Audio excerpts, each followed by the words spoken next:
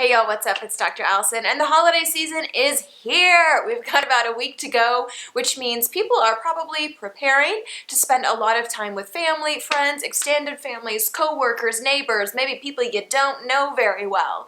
And nobody wants to have crickets during those conversations, so I thought we would cover some fun, simple, easy conversation starters for really meaningful, memorable conversations this holiday season. Stick around.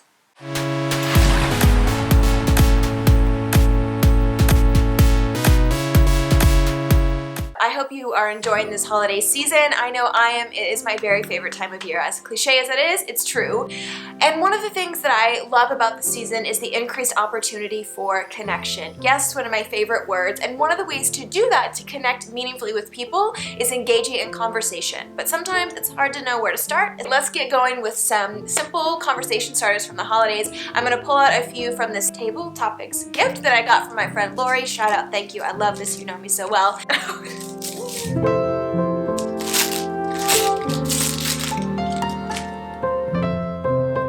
This is my kind of present. Glitter. I have glitter hands. We have a glitter rug. I have glitter jeans.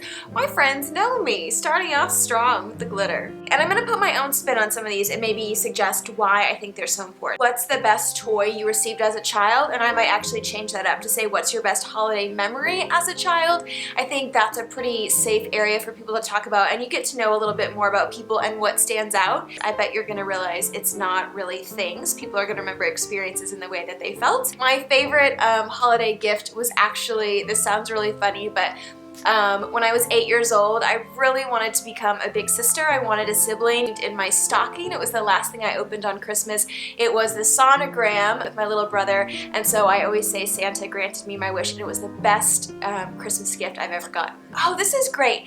What is your fondest memory of your grandparents? And I would actually say, if you are struggling with loss this holiday season, whether that loss is really fresh or it's a loss that's been there and a pain that's been there for a long time, I love this idea of what's your fondest memory, and you can fill in the blank of the person that you're missing this holiday season. I think this is a great way to bring them into conversation and to really think about some of those moments that are really memorable. I think this also gives people permission to talk about someone that's no longer with us. I think sometimes people aren't sure how to handle that around the holidays, but I find that most people really welcome the opportunity to talk about someone that's no longer with us. I think this is a terrible question, so let's go with what not to ask, which is what annoys you most about this time of year. I think we should avoid that question. You can get a little bit theoretical here. What's your opinion on regifting?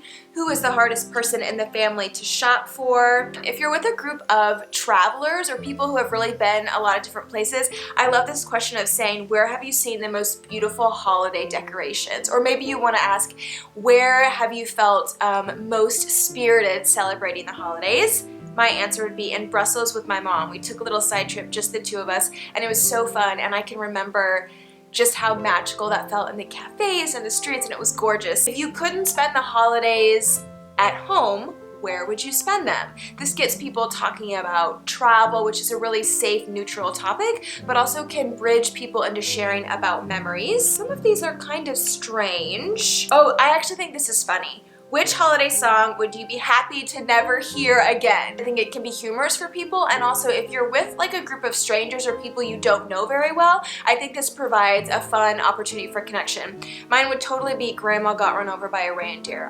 Grandma got run over by a reindeer.